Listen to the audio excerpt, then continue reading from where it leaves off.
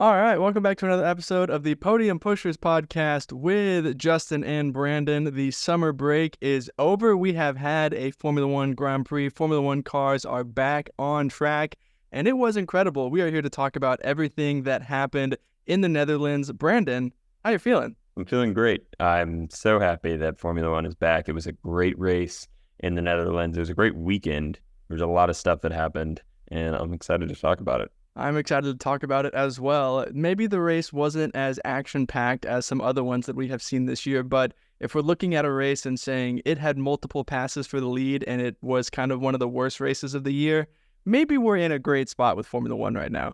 Absolutely, yeah. It was a little bit more toned down, maybe you could say, in terms of the action that we got used to before this summer break, but it was a fantastic race and multiple passes for the lead, a non-Red Bull car winning. I mean, what more could you ask for? A non-Red Bull car winning in a dominant fashion. Those are wins we're used to seeing Max Verstappen crank out, and this time it was Lando Norris winning by that much. Let's jump right into it. Brandon, what is your one-sentence rundown of the Dutch Grand Prix? My one sentence rundown of the Dutch Grand Prix is Lando is finally driving like a championship contender. I know it's only been one race, and, you know, I'm not sure how much a summer break can do for a driver, but it really seemed like Lando was calm, cool, and collected throughout the race. And he did a great job. He, as maybe some of us expected, lost the lead from pole going into the first turn, but it's okay. He got it back, and he ran away with it. I mean, as soon as he passed Max and started building a gap, there was no foot put wrong on Lando's part. So it was a fantastic drive by him and really fun to watch. Hey, they showed that one lockup from Lando Norris on like lap 58 or something, so maybe he put like one pinky toe wrong. But other than that, great drive from Lando Norris. I mean, once he took the lead back, there was truly no doubt. And this was kind of the race that I have been expecting from McLaren for like 7 Grand Prix now. I mean, we have been waiting for this to happen. They've had the best package, and somehow Max has just continued to extend his championship lead. And this was the race that just felt like it needed to happen, and it finally happened. McLaren and Lando Norris won in an absolutely dominant way.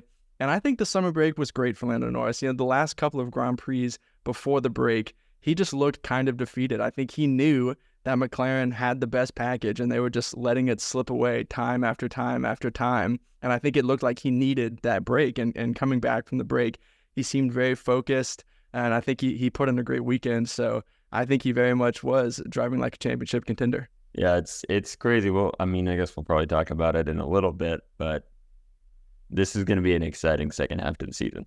It absolutely is. My one sentence rundown is that Formula One is back in a big way. And this is really just about the amount of things that happened in this weekend on track and off track. We saw Jack Doohan announced as the Alpine driver that will drive alongside Pierre Gasly for 2025.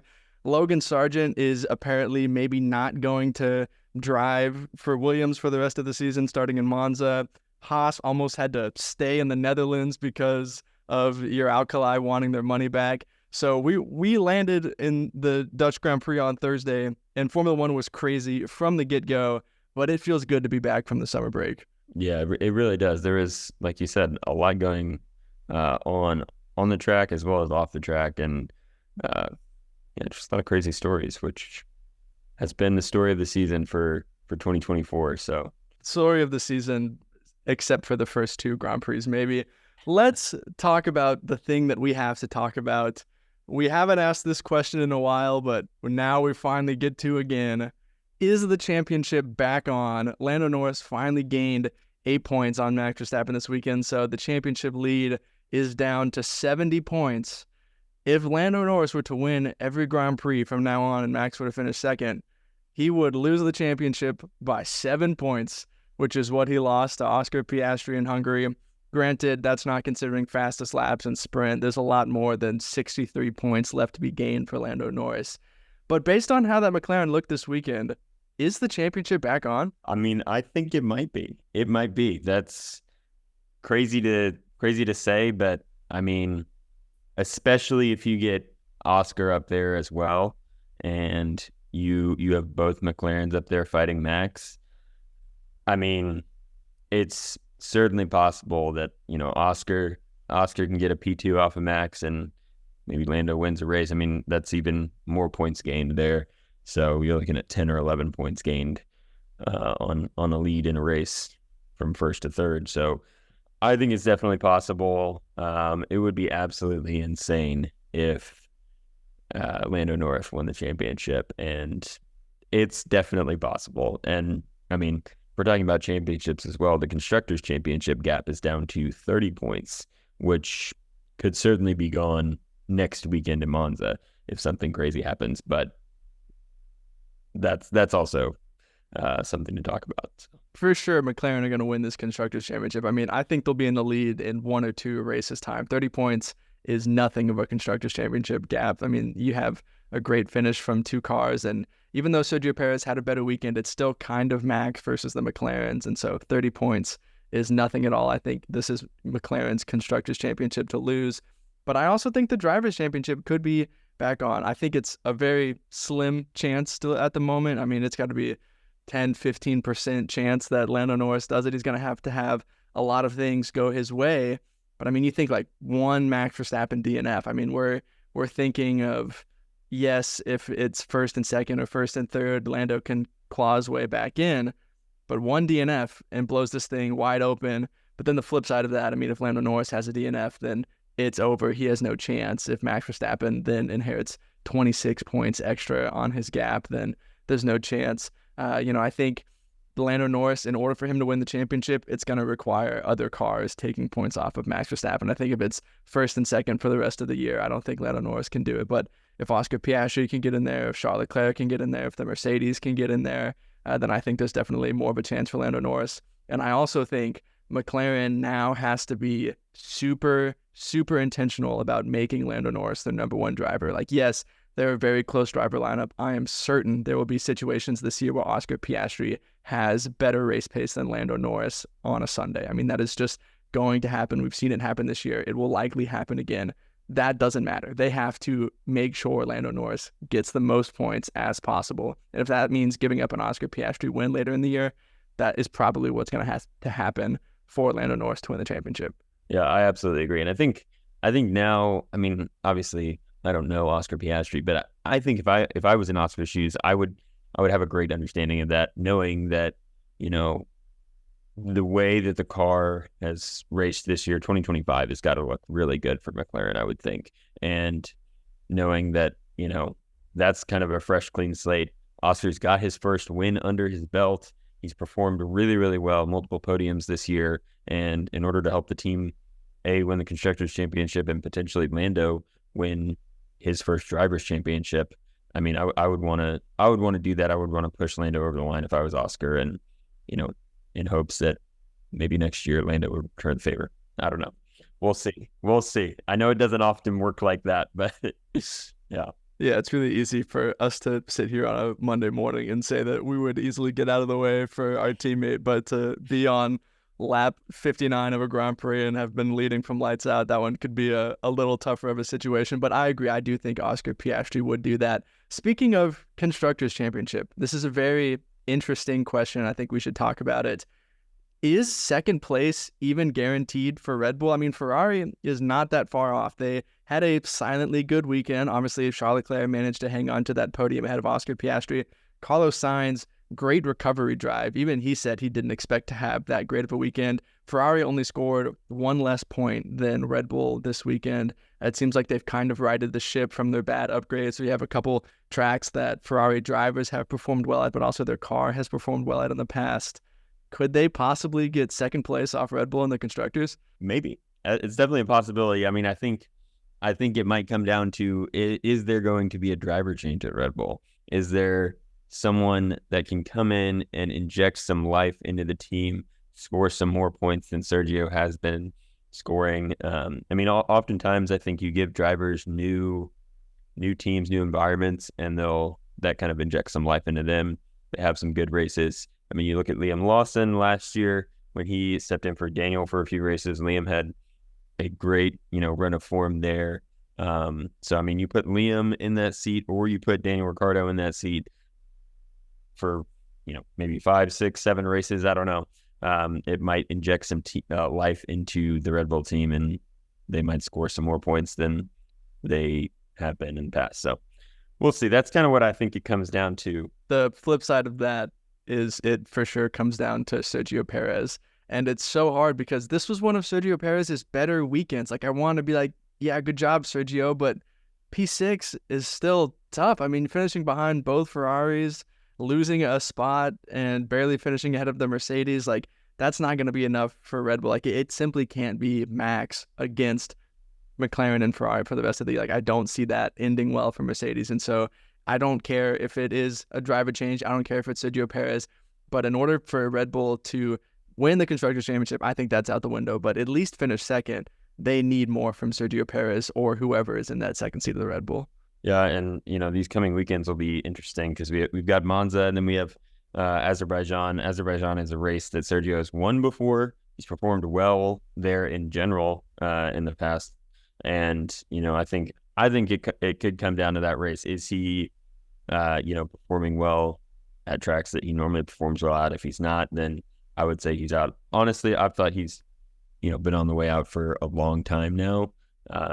Clearly, there's something else going on behind the scenes that nobody really knows about as to why he kept his seat, but it'll be certainly interesting to see if he can finish out 2025 with Red Bull and what that'll mean for the team. Yeah, Azerbaijan and Singapore are two tracks that Sergio Perez has performed well at in the past, and they could be crucial for his career, but also where Red Bull finishes in the Constructors' Championship this year.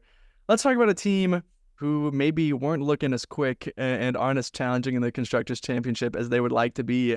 Mercedes had a tough weekend. I mean, they looked to be behind Ferrari again. They had gone on quite the winning streak before the summer break, and then just kind of looked to be a little bit off the pace this weekend. Obviously, Lewis got knocked out in Q2 and then had that penalty. Weird strategy from George Russell. I have no idea why they boxed him from in front of Carlos Sainz and Sergio Perez when track position mattered so much on this track.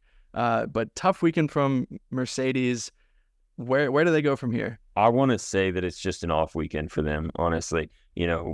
Lewis getting knocked out in Q2 and then having that penalty, like, that's not something that normally happens. And, then also the weird strategy with George's car. I mean, again, Mercedes doesn't have a track record of making those strange strategy calls, I think. And so I got to think it's an off weekend for Mercedes. I think they'll be back in the mix next weekend at Monza. I mean, they've performed well at Monza in the past, so we'll see what happens. But I got to think it's just an off weekend for Mercedes, and they'll be kind of back in it. Yeah, I mean, looking forward to Monza, you have to think that there are some similar traits to Spa at Monza, especially having the long straights that you find at Monza. So Mercedes should be back in the mix. Definitely an off weekend from them, but I wouldn't expect it to continue going into the rest of the year. Unfortunately, it almost feels like they are getting kind of locked into fourth place in the Constructors' Championship just with how slow of a start to the season that they had, and then also just with the number of races dwindling, that gap still being there to Ferrari, and there being a lot of ground to make up. Even George's disqualification from Spa sets them back a little bit as well. And so unfortunately, to me, it looks like they're locked into fourth place in the Constructors' standings. But still, honestly, a great turnaround from Mercedes this year. And, I think a lot of people have written them off for 2025, but I wouldn't necessarily go that far yet. Yeah, I definitely agree. And I think that, they can look back at the season already and call it a success for them. Compared to where they started and, now having both cars be race-winning cars, both drivers have won races this weekend. Without George's disqualification, you'd look at George winning multiple races, which has never happened in a season before. So big step up in form, I think, from George, and Lewis is back to driving really, really well. So I think they can definitely call it a success, but I'm excited to see how they bounce back in Monza. They've also performed really well in Austin the past few years, so that'll be interesting to see how they do there. And like you said, there are, I think, 3 more sprint races, 3 or 4. So there's also a lot of points to pick up there that I think Mercedes could, they're in the position to kind of take some risks in the sprint and that kind of thing. Whereas, McLaren and Red Bull are kind of they have to be a little bit more careful. Don't want any DNFs. Want to maximize the amount of points. Mercedes can take some risks and do some things in the sprint that maybe other teams can't. So yeah, we'll just have to wait and see on that one. Who is your podium pusher of the weekend this time out in the Netherlands? I've got Pierre Gasly. I think Pierre had a solid weekend. He seemed to have pace from FP3 on. It was in mixed conditions, but he did lead that practice session, which hasn't happened in a while. And he drove a great race to both beat his teammate and get crucial points for Alpine. P9 was a great finish for them. And, I don't think you or I would have predicted them to be finishing there doing that well this weekend. So I think Pierre drove a great race and had a solid weekend overall. Yeah, well, I certainly didn't predict that because I predicted him to be my backmarker of this weekend. And then he absolutely smacked Esteban Ocon, scored points, even looked to be on for higher than P9 at one point, and then fell back a little bit. But great weekend from Pierre Gasly. He definitely performed well and proved me wrong. So you're welcome for that extra motivation, Pierre. Anytime you need it, just give me a call. I got you. My podium pusher of the weekend was Charles Leclerc. Ferrari looked to be absolutely nowhere after qualifying. I mean, they had no pace. Obviously, Carlos Sainz got eliminated in Q2, but Charles Leclerc didn't really look to be in the fight for pole at all. And then to be able to get a podium, he had probably the best start of anybody. If he didn't get boxed in, he probably could have gotten even higher than he did at the start. Probably still would have finished P3. Didn't really have the race pace to get the top two.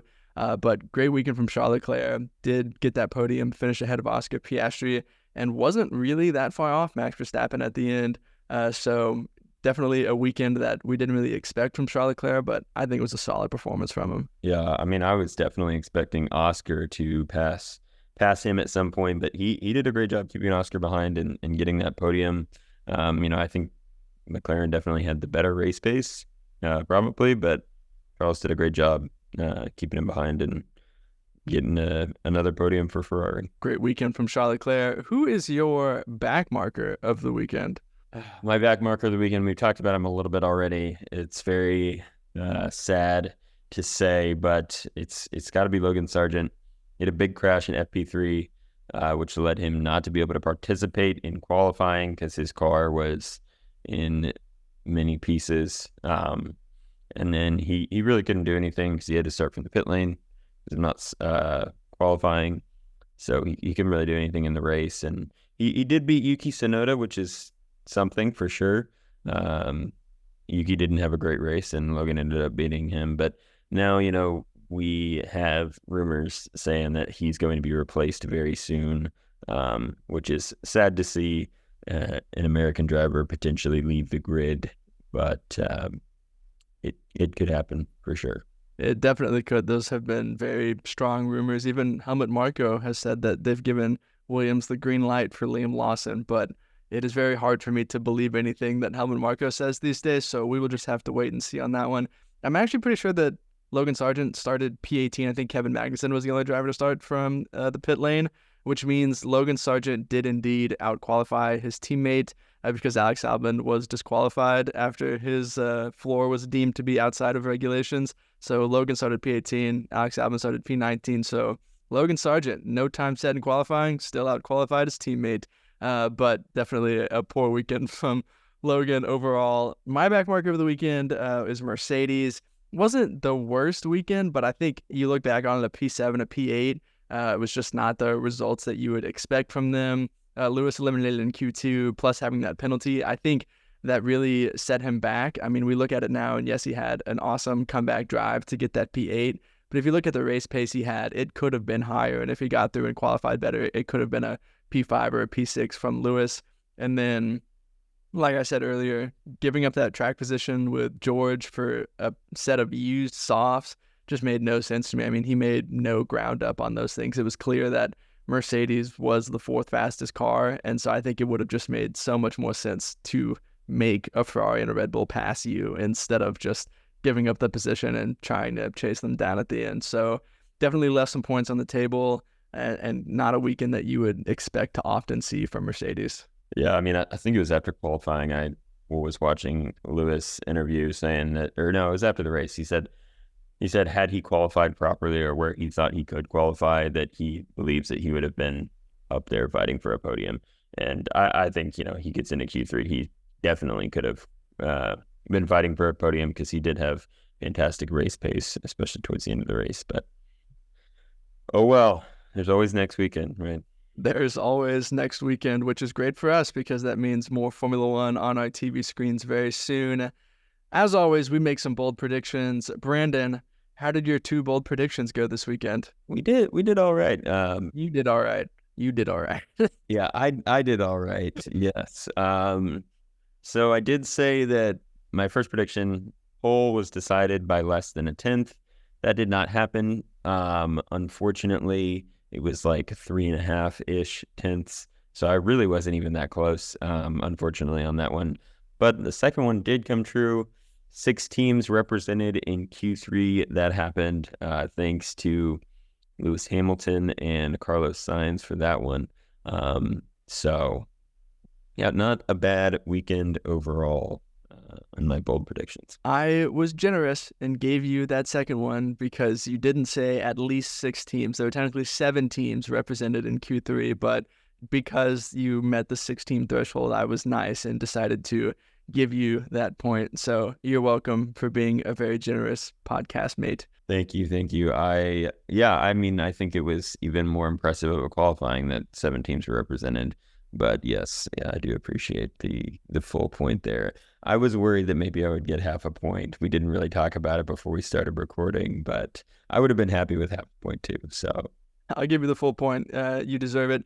I did not as well in my bold predictions. My first was that Williams would score points this weekend, which looked to be on until Alex Albon got disqualified, and then they didn't really have any race pace, so maybe it wouldn't have necessarily been on, but a great qualifying performance from Alex Albon until he was disqualified, unfortunately.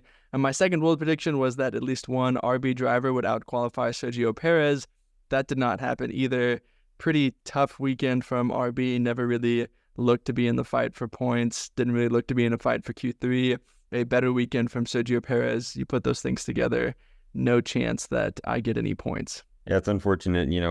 Sergio does all these things, and then we finally predict him to have a bad weekend or a worse weekend than one of the RB drivers, and he strings together a decent weekend. That's generally how it goes, but that's okay. Yeah, maybe next weekend I'll predict him on the podium and he'll finish P12 again. The fans' bold predictions at Ethan8181 said that Oscar Piastri would win. That did not happen. At the Foggies9843 said that Sergio Perez would get points, which did happen. And at 4206 said that Max would not win his home race. And that also happened. So 2 out of 3 for the fans this weekend. They did better than us. Yeah, that's pretty impressive. Like I said before, there's always next weekend with predictions. So we'll see if we can beat the fans next week. Maybe we should just start listening to the fans. Perhaps they know wheel more than we do. That is all we have got for the Dutch Grand Prix. Brandon, what are your parting podium thoughts before we leave these lovely people? Parting podium thoughts is I'm excited for Monza. It's going to be a great race weekend. Monza's always a really fun track, I think, to watch racing at because there's a lot of high speed at Monza, which is always exciting. Some great overtaking spots into the chicane in turn 1. So should be a great weekend, and we're one race closer to the U.S. Grand Prix, so that's also always exciting. It is going to be a great race weekend in Monza. Here's what I will say. I always say when it's time for our parting podium thoughts, I always say before we leave these lovely people, which I picked up because Max Verstappen always says simply lovely after he wins a race. Lando Norris saying that after he won Max's home Grand Prix, that's let's chill out a little bit. You still have a 70-point gap, and it was only your second career win. Maybe let's ease off on being that cheeky until we close the gap down a little bit. That wouldn't require 3 full race victories for you to close. All right. Yeah, I saw that. I was like, man, that's kind of cold. It's a pretty cold move by Lando. He is obviously feeling really good about himself after winning that race, which he should. It was a great drive, but yeah, two career race victories versus, what does Max have, like 65? 60 something, yeah. Yeah, that's crazy. That is crazy. But yeah, If Lando beats Max to the championship this year, then how about it? But until then, maybe I agree with you. Chill a little bit. If Lando Norris wins the championship, he can call anything he likes simply lovely, but maybe let's see if that happens first. As always, thank you for watching and listening to the Podium Pushers podcast. You can follow us on Instagram, Twitter, TikTok, YouTube, wherever you listen or find content online. We're probably there, and we would love it if you could support us in any way. We're super thankful for each and every person that follows us or listens to our content, and we're so glad that you listened to this episode as well. We will see you later in the week as we predict the Italian Grand Prix, 2 episodes this week. We're excited for it, and we will see you in the next one. See ya.